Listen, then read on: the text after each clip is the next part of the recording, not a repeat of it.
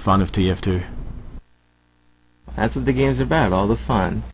Alright, now this is something we'd like to get on record. Which developer decided to include the spy? I mean, we really need his name and phone number because we would love for him to suffer the same fate as the companion cube.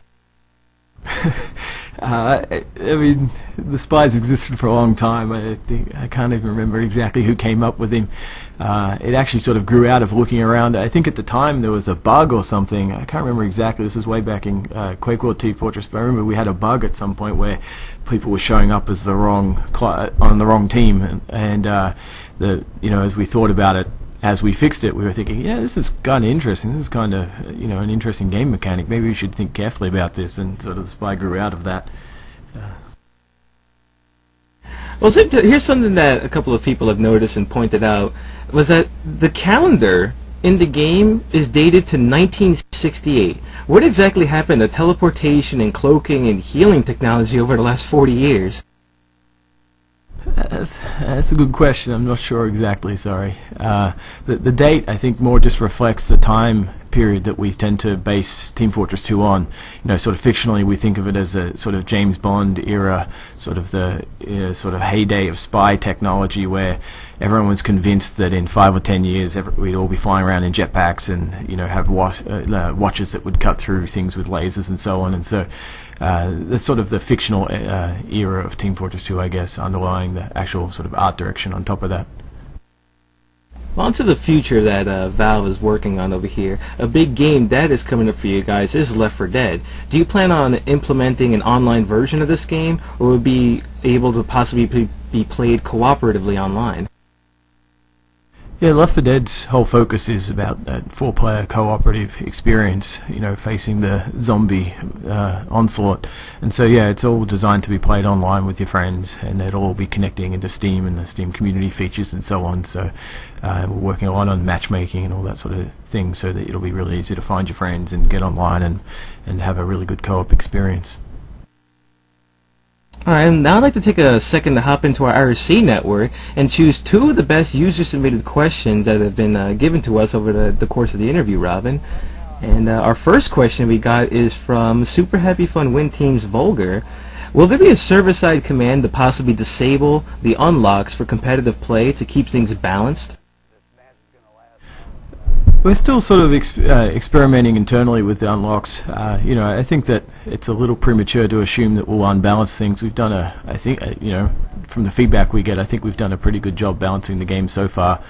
And we're just as serious about it now as we were then when we did all the the many features that are in TF2 already. Our sort of focus on the unlockables that's sort of interesting for people to think about, perhaps, is that we're not sort of focusing on producing items that are unequivocally better than someone who's not using one. Instead, our focus on the items is sort of on trade-offs. About sort of one of the things we tend to think of that's important in TF2 is that you're given a set of interesting decisions to make. The choice of which class to use and so on are interesting decisions where there's both positives and negatives. The unlockables are going to reflect that as well. So whether you choose a medigun that makes you much better at one thing but much worse at another is a trade-off that you as a player should get to make. And so when we think about competitive play, we think that's pretty interesting. The sort of lead up to tonight's match. If we think about how we'd like it to go in the unlockable world, we think it'd be pretty interesting if there was a bunch of sort of analysis of the opposing team's items. What sort of items are those guys fielding, and what's can we extrapolate some kind of idea of exactly what their plans are? And what sort of items should we take in response to that? How can we counter that guy carrying that item and so on? And so, we're not at this point, we're hoping that unlockables will actually become a really interesting addition to the competitive play, not something that's destructive to it. Well, on the same note of competition, got another question over here from DM's Dern. He wants to know if there will be a command to disable crits for competitive play. The crits for competitive play is a pretty interesting one. I keep getting these emails from folks sort of saying that, hey, why don't you change crits to something like this, and they describe something that's kind of exactly how crits work. So I thought this might be a good forum to just sort of talk, I can take a quick couple of minutes to describe how crits work and sort of the design philosophy behind them that I think is interesting to the competitive player.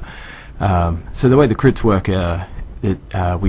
it sums up the amount of damage you've done in the last 20 seconds, and the more damage you've done, the higher your crit chance is, and it caps out, I think it's around 20%.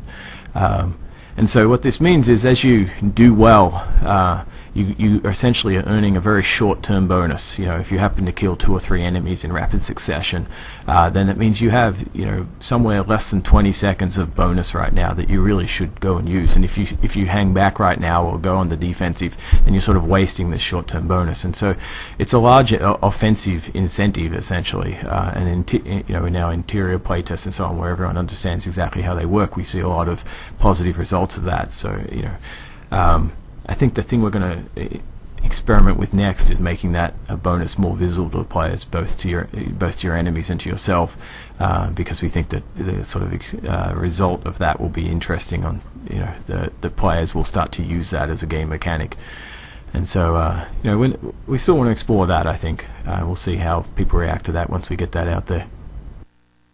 Alright, and that's going to be it for tonight's interview, folks. Thanks a lot for Robin Walker for joining us here in Opponents TV studio. It's great to see things that developers are taking time out of their busy schedule to hang out with us and answer some of the community's questions, Robin. Hey, thanks for inviting us on, and hopefully we'll at least give them a good run for their money. Alright, well, good luck to both sides, the Valve developers and the coalition between the 20AD and the experiment. This sure is going to be a fantastic match to watch tonight, and we will see you on the battlefield after a short break.